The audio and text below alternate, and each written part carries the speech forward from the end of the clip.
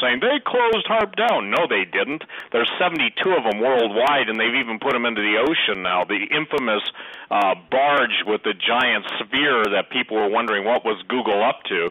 All these things are right. Those are SBX. I'm sorry. Go ahead. Sorry, Steve. That's SBX radar that you're speaking about. If people want to Google and search that, they can find it. It's called SBX radar, the sea-based that you're talking about. Go ahead. Right. And it's beyond RF stuff, too. I can remember talking to scientists and generals talking about, look, we don't just use RF, we use lasers now. And if anybody wants to question that, too, and we'll get to this state, here's the thing. Every single phenomenon that we are seeing associated with out-of-place weather patterns, with active volcanoes. You're talking about, obviously, the methane hydrate, all those things. In New Guinea, a number of years ago, the sea actually caught fire because of the methane, which was flammable, and they were talking about a tidal wave of flames. That was a pretty interesting story in Papua New Guinea. But given the fact that the world now is rallying around global warming, and you're even seeing the Pope, okay, I'm not a fan of that guy, okay, I want to make it clear. The thing is that it's astonishing to me that people are literally embracing the lie that is killing them, and it's not softly with his song. It is, and I'm talking about a song that was out there or something. But I guess the point that I'm trying to make, Dane, is that in laying out this as you do, and I want to go to your second point, and this is Dane's point, global climate engineering programs are contaminating every breath we take and the entire web of life. Every breath we take. Unfortunately, the liars that put this forth don't seem to be, going to their great reward underground quick enough. And, I mean, the point, I guess, is critical that they are contaminating everything. You know, the Air Force document, we own the weather in 2025, I said, well, that's a lie. They've owned it for the last 50 years. So in order to overcome normalcy bias, emotional shutdown, scientific jargonism, the lies flying out of the what I call paid whore scientific community, all of those things can only be overcome if a person really wants to seek the truth.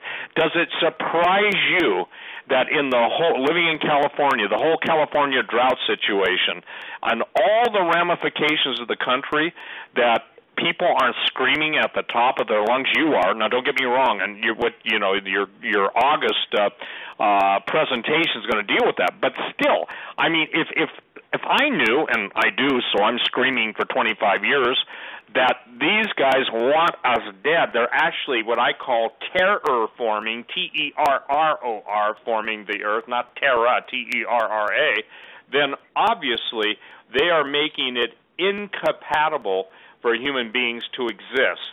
And I don't think it should be lost on no one that weather is a forced multiplier, and weather warfare, even in the military's terms, and also the fact that what you're seeing in your very area is so absolutely in your face, prima facie evidence that these guys are doing this. They're pulling it off, even when they're spraying their chemtrails off the ocean, allowing the winds to blow it in, the westerlies to bring it into the U.S. and up and down the West Coast, and yet people are having all the diseases and everything that they're encountering, and early death, the premature. So given all that, Dane, at this point, what, and here's the million-dollar question before we go wherever you want to go, what is it going to take, in your opinion, to bust this thing wide open, knowing that the mainstream media is nothing but the whore mouthpiece of the very people? Those are my words. Don't get mad at Dane.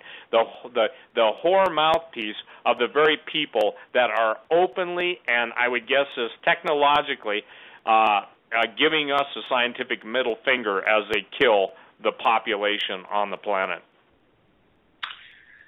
First, in regard to your question of people waking up, and especially in California, given the fact that my presentations, like Engineered Drought Catastrophe Target California, going back almost 2 years, with a presentation that said this would happen. It couldn't not happen if these programs continued.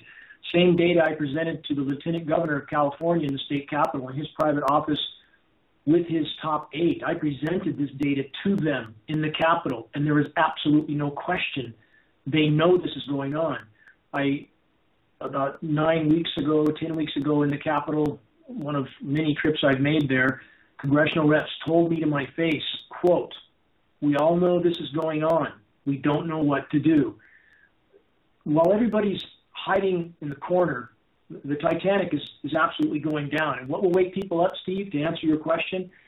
Any one of a number of events that are coming will force them to wake up.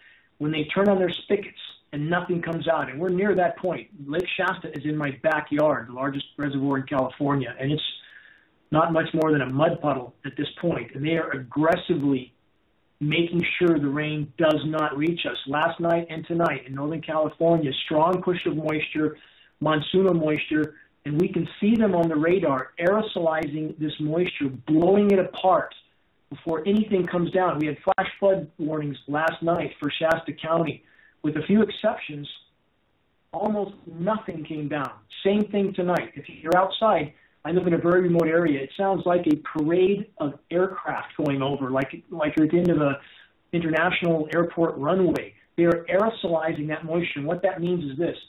When you introduce too many particulates, and they can spray, a large tanker can spray 60 to 70 tons of nanoparticulates. It's an inconceivable amount of material.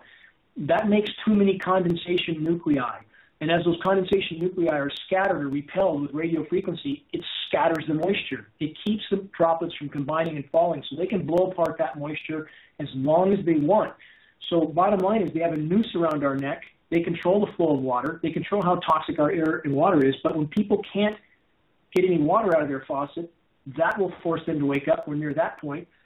When we have a blue water event in the Arctic, and we are close to this, again, there's been a lot of disinformation, very, very coordinated disinformation as far as what's really happening in the Arctic. And right now, what the official informational sites like the National Snow and Ice Data Center, what they consider to be, quote, Arctic ice extent is anything with 15% of ice or more. Now, that still means 85% ocean, doesn't it? Is that really ice pack? I don't think so. And they never talk about the volume or the mass, which is really all that matters.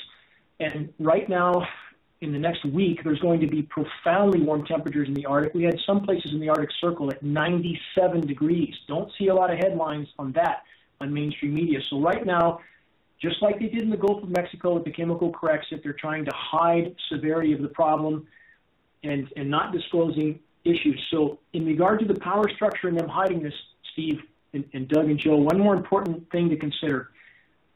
As the climate system blows apart, and it is, and now the power structure, who I think some of which arrogantly thought they could control these systems, they're realizing they have torpedoed the ship, and the ship is going down.